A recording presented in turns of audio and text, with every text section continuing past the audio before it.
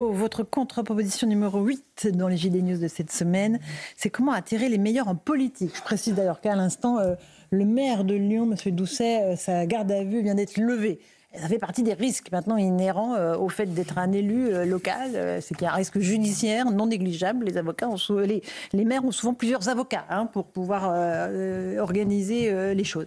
Comment on peut attirer les meilleurs en politique aujourd'hui quand on sait les risques que cela représente? Édouard. Voilà, alors c'est vrai que ma 8e contre-proposition est un peu plus hexagonale que nos sujets du jour, mais il y a 15 jours, je proposais la suppression de la HATVP, Haute Autorité pour la transparence de la vie publique, qui est un énorme frein très inhibant pour que les personnalités du privé ou de la haute fonction publique rejoignent la politique.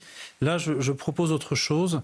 C'est à nouveau une erreur de François Hollande, pour ne pas le nommer, 2014, qui décide d'en finir avec le cumul des mandats. Désormais, si vous êtes député ou sénateur, vous ne pouvez plus avoir un grand mandat local de maire, de président de conseil général, conseil régional, etc. C'est une erreur profonde. Moi, je soutiens notamment que nous n'aurions probablement pas eu les Gilets jaunes si nous avions eu davantage d'élus nationaux qui étaient bien mieux ancrés dans le local. Un maire qui ne peut pas... Un député, un sénateur qui n'a pas de mandat local, quel est le risque? C'est qu'il finisse en apparatchik nommé par un parti parisien et à produire des lois de plus en plus hors sol. J'en donne quelques exemples là, sur exonérer les confréries de l'accise de 50 litres d'alcool pur, etc. Le risque, c'est d'être hors sol. Pour les élus locaux, quel est le risque? C'est de ne plus avoir une courroie de transmission naturelle au national pour peser. Et puis, il faut, je donne les chiffres des rémunérations des maires, c'est terrifiant.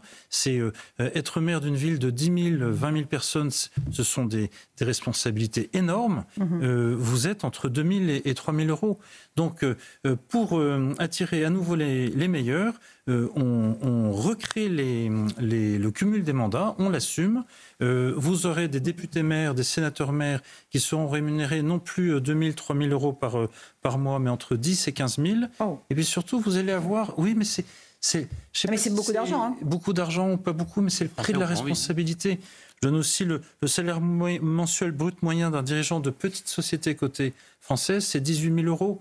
Un maire d'une ville de 20 000 personnes, ce sont des responsabilités assez écrasantes. Vous êtes à portée d'engueulade, comme on le dit, etc. Donc, le cumul pour plus de rémunération et aussi, j'allais dire surtout, pour un ancrage des élus nationaux, des grands élus nationaux, pour que nos producteurs de lois nationales soient véritablement ancrés dans le réel. Voilà, Camille sous Pascal. Le contrôle de Camille. Non, je sens que ça vous fait réagir. C'est très important ce qui est dit là, parce qu'évidemment, nous sommes dans un pays marqué par l'égalitarisme, et où l'idée que le vote populaire puisse, entre guillemets, vous enrichir est insupportable aux Français. Exactement. Mais enfin, à un moment donné, là, par exemple, les chiffres que vous citez, aujourd'hui, alors je n'ai pas en tête exactement, mais je pense qu'un proviseur d'un grand lycée d'une ville de 20 000 habitants va avoir un salaire supérieur au maire. Avec des responsabilités et un encadrement. Et je crois qu'aujourd'hui, les proviseurs, les principaux de lycée, les principaux de collège font partie de la dernière armature de la société française. Donc, parfois même, ils considèrent qu'ils sont eux-mêmes pas assez rémunérés. Mais vous voyez le rapport. Donc, je suis convaincu qu'il faut à un moment donné, d'abord, vous avez raison, revenir à 2 mandats, un mandat national, un mandat local. Parce que ensuite... Sinon, vous savez, l'essuie-glace, depuis 2016, nous avons enfin, les sortants sont toujours sortis. Bon, c'est bien, ça fait plaisir. On dit, ben voilà, ils étaient là, ils ne sont plus, et c'est très bien. Mais à un moment donné, comment dire, il faut bien qu'il y ait, me semble-t-il, un réseau, une structure politique dans ce pays. Et que vous perdez les élections législatives parce que c'est voilà, mais au moins vous êtes maire, vous êtes président d'un conseil général ou régional, ça ça fait que vous conservez une activité politique.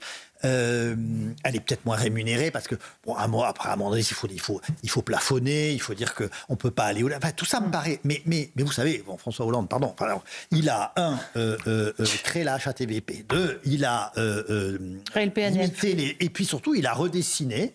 Alors là, comme Clémenceau a dessiné la carte du Proche et du Moyen-Orient avec un gros crayon rouge comme ça, et il a redessiné la carte des régions françaises. Enfin, c'est invraisemblable. Sur un bord de table. Sur un bord de table. Et puis tout le monde a trouvé ça formidable. On va faire des économies. On n'en fait aucune. Aujourd'hui, si vous habitez l'Hérault, la capitale, c'est à Toulouse. Autant vous dire que c'est pire que Nîmes. Donc, pour un Héroltais, moi. Mais je parle de ce que je connais. Mais donc, toutes ces décisions politiques ont été prises de façon extrêmement autoritaire, sans concertation, sans dialogue.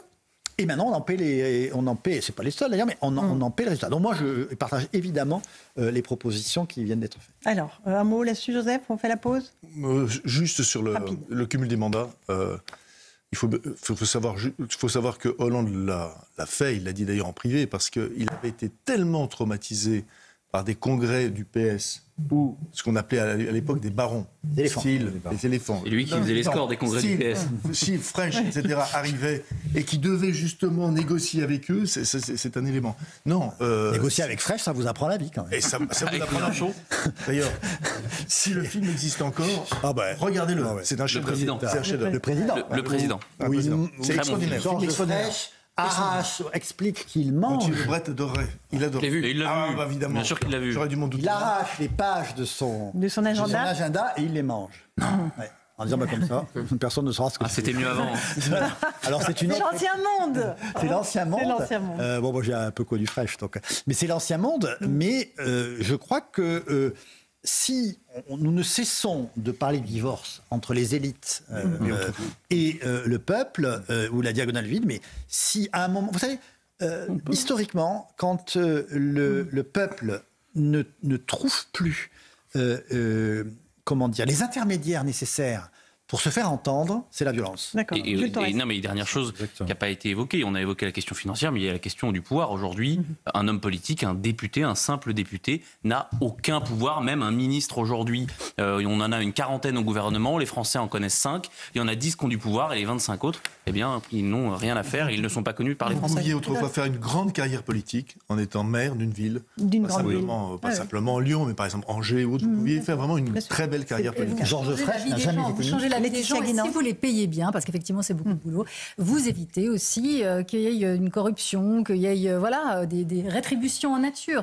Et donc, mais c'est aussi une réalité. Et donc aujourd'hui, il faut effectivement, ce sont des professions, des fonctions qu'il faut absolument revaloriser. Parce que en plus, c'est celles qui touchent la vie des gens pour le vrai, beaucoup plus que celle de l'Assemblée. Vous avez raison. Petite pause, on se retrouve dans un instant tous ensemble.